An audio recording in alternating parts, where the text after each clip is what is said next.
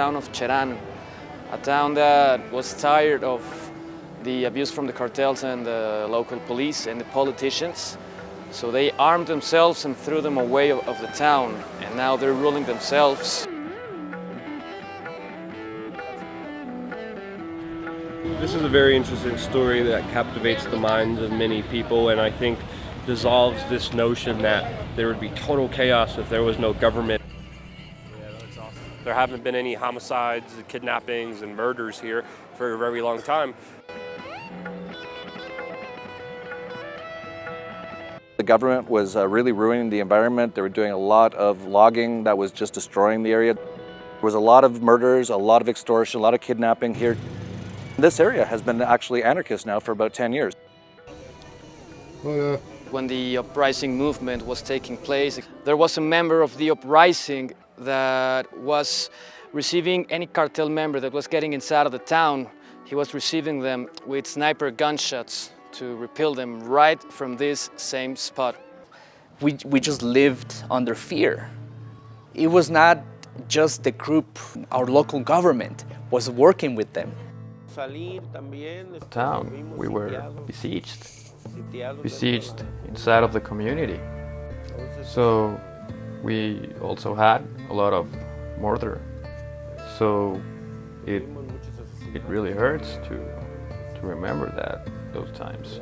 Me duele, ¿no? Recordar esa etapa. Nobody had done anything, so that day a group of women started this whole thing. They stood up against a convoy. The women were the head in stopping the loggers, the ones that were harming all of our Puripucha plateau.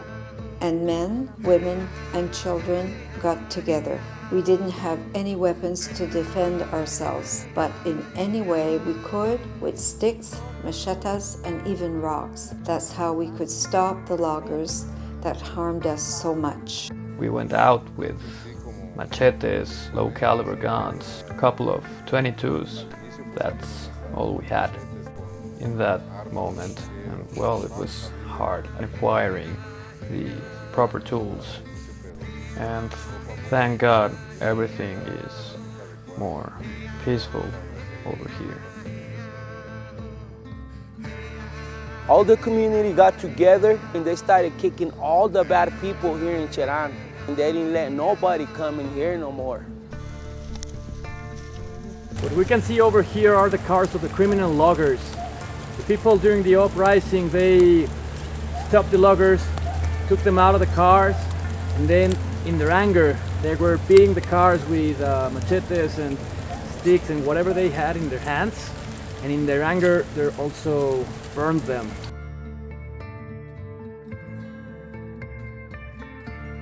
They went back to an ancient form of government, which nowadays we have. Ever since, I have felt much more secure. You can see our kids playing outside in the street. The feeling of being independent is priceless.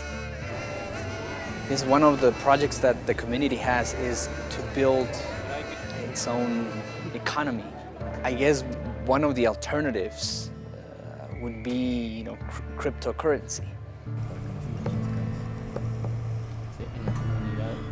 As you can see, the rangers are conformed to take care of the flora, the fauna, all of the resources from here, from Cherán.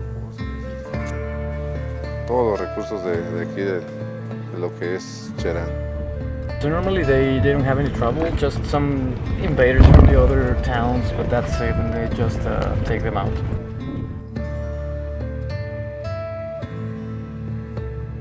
The surrounding communities know Cherán as a witchcraft town. They have a specific name.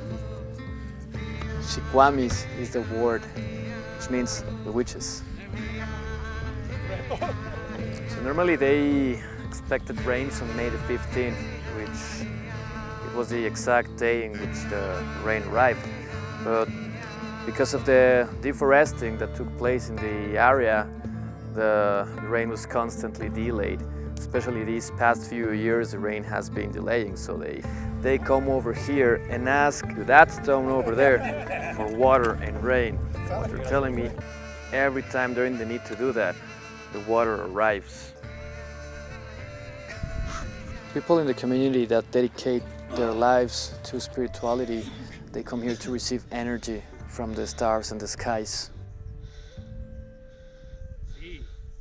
I have lived in other places. I have lived in Miami, North Carolina, in the States. I had never felt that safe.